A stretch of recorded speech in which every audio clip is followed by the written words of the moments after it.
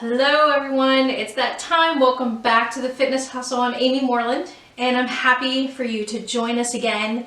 Today we're going to talk about personal training.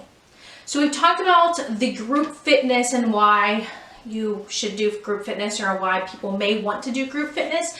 Today I want to talk about the personal training, kind of the other way to go, I guess, with gyms and working out if you want to do that.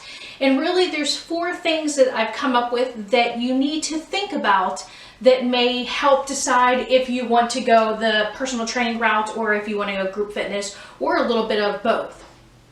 So those 4 things are your cost, your time, the type of workout, meaning the equipment that you're using, and then if you like being by yourself versus working out as a group. All 4 of those things will kind of come into play with if personal training is a good fit for you.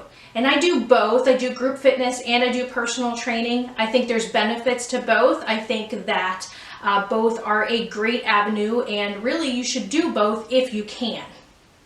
So let's kind of dig in a little bit deeper. So number 1, like I mentioned, was cost. Cost of personal training is a little bit more expensive than a group fitness class. Group fitness, it's taught by a group fitness instructor, and it's usually, like if you're at a gym, it's a either included in the cost or it's a small cost on top of that to become or to be part of the group fitness class. With personal trainers, your personal training, you're working with a personal trainer, so there's a different type of certification that goes along with that, and they are taking their time a little bit differently. So the cost of that and what goes into a personal training session is a little bit different than what goes into a group fitness class. Don't get me wrong, both are hard and both take a lot of work, but there's just a little bit more into that personal training side, so the cost reflects that. Depending on where you are in the country and in the world, we've seen personal training from anywhere of $25 an hour to $100+ an hour. So again, it just depends on where you are and what type of gym, studio, that type of thing that you're going to, and the level of expertise for that personal trainer. When working with a personal trainer, I cannot stress enough, make sure that they have a certification, a nationally recognized certification that enables them to be able to do that training with you. So it's not something that you should be scared to ask them.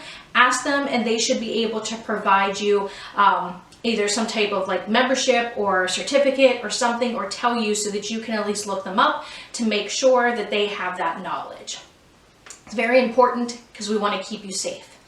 So think about that when you do the cost, and then it goes into how many times a week you want to do it, and that will kind of change your cost, right? If you want to do personal training 3-4 times a week, the cost per session may go down, but your overall cost may go up. So again, just to think about when looking at personal trainer. Also, timing.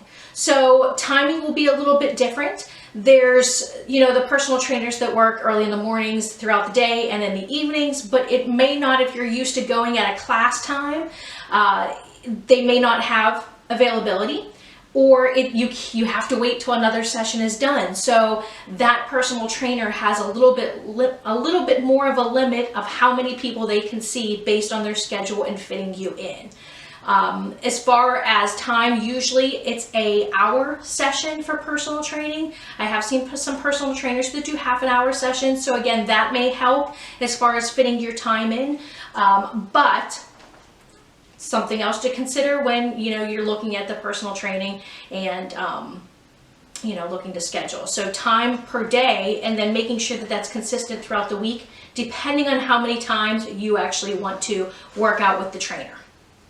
So cost and time, type of workout, and what I mean by this is really the type of equipment. So typically in a group fitness kind of class, you're going to have limited equipment, or you're going to have lighter equipment. Unless you're in kind of a circuit or a boot camp, CrossFit, something like that, then you may have a little bit heavier of equipment.